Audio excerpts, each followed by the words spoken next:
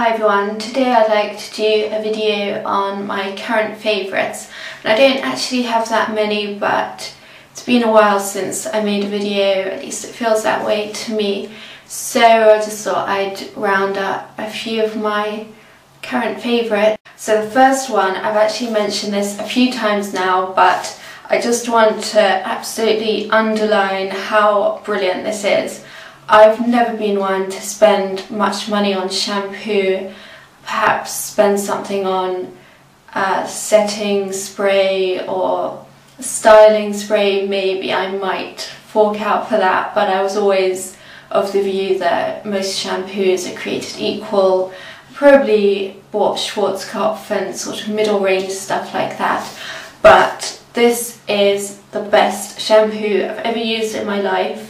And hair is really important. I'm not really a hair person, but the texture of your hair can be really aging, as well as the style and everything else. Just if your hair looks frizzy, as mine was starting to look, the more, well, the older I got, the more frizzy my hair seemed to get. I don't know what it is, but I suppose your hair shows your age as keenly as the rest of you. This is Aveda Smooth Infusion, and I've actually bought the 1 litre size now. I started off with the standard 250ml one, but I have to wash my hair fairly often because it gets greasy and I go to the gym quite a lot.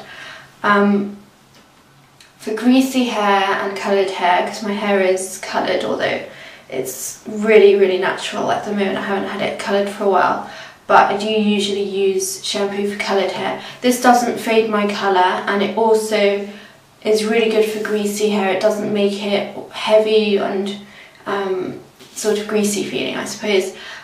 It's really refreshing, and it really does leave your hair very smooth, ready for blow drying. Anyway, absolutely top stuff.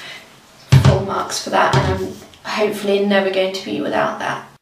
The next thing I want to mention is actually a foundation, and I have to say I'm still absolutely faithful to Estee Lauder Double Wear. I think it's the best foundation that I've ever used, and the best one that's out there, at least if you've got greasy skin and you want something really long wearing, full coverage and all of that kind of stuff. But I've heard that Double Wear's been reformulated. I don't know if that's true, but it doesn't affect me because I'm always prepared for that, and I always suspect the worst, so I've got a million backups, so that's nothing to do with me. But anyway, as I say, I've been trying to go for the more youthful approach, even though I'm wearing really heavy eye makeup at the moment. But I do try and see now and again whether something lighter might be more in order. So I have got Youngblood Mineral Liquid Mineral Foundation, which I've mentioned before. This is a really nice foundation, but for greasy skin it's not the best. It's good if you're just going out for an hour or two and you want that very natural, dewy looking skin. But it was a tiny bit yellowy, and this is the least yellow one that they have for pale skin. It's called Pebble. There's also one called Sand, which is more yellowy, as you'd expect from the name. This one is a really good shade, but as I say, it's a tiny bit too neutral and yellowy for me. I prefer a more pinky shade.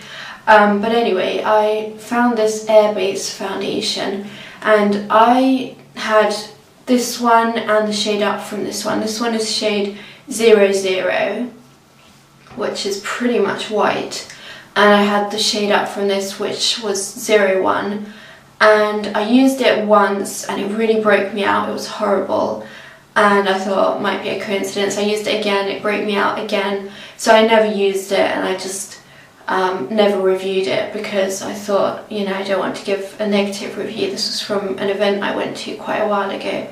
But recently I decided I've got this white foundation. I'm going to see if I can mix it up, and possibly with a small amount it won't be that bad. And touch wood and everything, it's not broken me out, or at least nothing very extreme.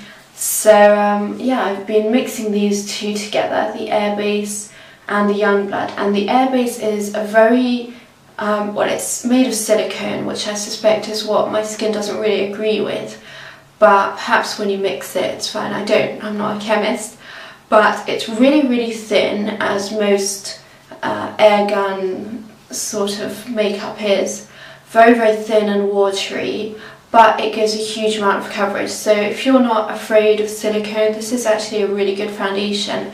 And when I wear this and this, as I am today, it's not good for oil control, and you can see I'm quite shiny already, but it really looks like skin, and you actually can't tell that you're wearing makeup. I think I couldn't tell. It looks like you've... Yeah, I think this is as close to real skin as you can get, really. Especially that it's so thin that it just looks like skin. I don't think it's going to be replacing Estee Lauder Double Wear, but it's really nice to have when you're wearing heavy eye makeup and you want to look like that's the only makeup that you're wearing. That is just a really good choice, because Double Wear plus heavy eye makeup can unfortunately be rather aging and looks like you're trying really hard. So that's my recommendation. The next thing I want to mention is mascara. I have tried so hard to love drugstore mascara. The closest I got was L'Oreal 4D, which I really liked. It reminded me a lot of Lancome Hypnose, which is my favourite. But recently I decided it was drying out a lot quicker than Lancome Hypnose ever did, and it just wasn't giving me the same amount of volume. It just wasn't the same. So I went to Lancome, and I did get Lancome Hypnose, but I also decided to try Lancome Hypnose Drama in black. And the only thing I don't like about this is that it does smell like potpourri, which I hate scented stuff, but I'm willing to forgive that. It hasn't given me any allergic reaction or anything bad, so it's purely a matter of taste. But this is really volumizing. It doesn't smudge. It's just as good as the Hypnose, but it gives a more dramatic effect, and it's a bit more of a chunky lash look, and I really like it. I think Hypnose is still my favourite, and sadly I think I will literally go back to being a fan of that and just turn my back on drugstore mascaras once again. As with the shampoo, this is an absolute rave. I've already bought a backup. In fact, I thought I'd lost it. I hadn't actually lost it, but I just rushed out and rebought it, so in effect I've got a backup. I'm very happy about that.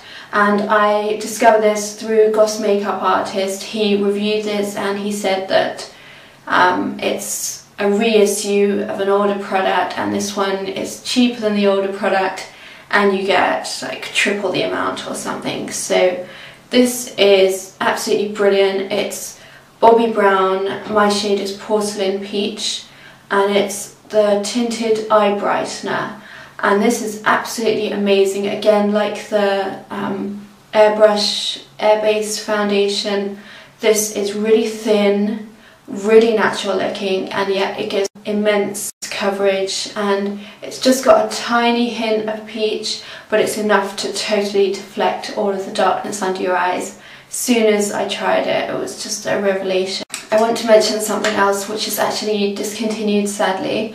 It's Guerlain, and I mentioned this when I bought it in a haul.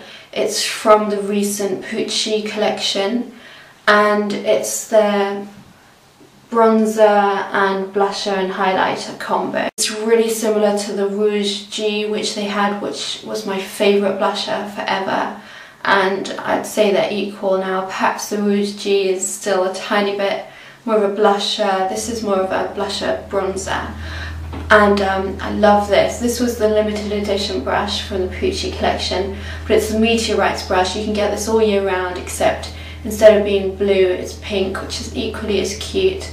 And people always write this off as being very scratchy and hard and overrated, but if you've got the Meteorites pearls, you need this because it does have the strength to crush those balls and get the colour off them. So whenever I use my pearls, I always use this, but I never tried it for powder products, and it's actually really good for that. So in fact, I do have rather a pale look going on, and I don't know if I should overdo it, but I'll put a little of this on just so that hopefully you can see. You get so much colour, and because this is a very dense, firm brush, it really just attacks any powder that you get, and it just scrapes the colour off, so that even the least pigmented bronzer blusher can just suddenly apply really well. But this is quite a pigmented product at the best of times. But I'll just put a tiny bit on.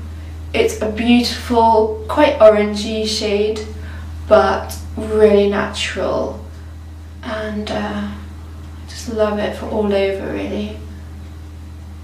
It's really good to put some at the top of your forehead, especially if you've got a bit of a widow's peak. But I really like this brush, so I highly recommend you get the Meteorites brush. If you don't have many good brushes, or you like the idea of having a brush which is going to just get the maximum amount of colour out of your products, then I think this is a really good choice.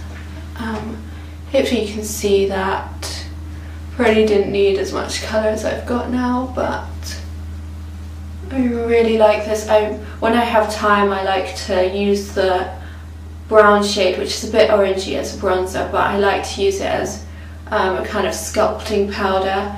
And then I love that orange shade, it's so pigmented. If you even touch the orange shade, you get a really orangey blusher or bronzer. Not that many products, but I thought I'd share my current favourites, and I hope that was useful. Please share your current favourites below, or link to your video of course, and I'd be very excited to watch that, because I haven't really felt that inspired to go out and buy the new stuff that's out. Just feel like my collection, dare I say it, is, I won't say complete, but something has to be really special for me to actually crave it, and nothing really has.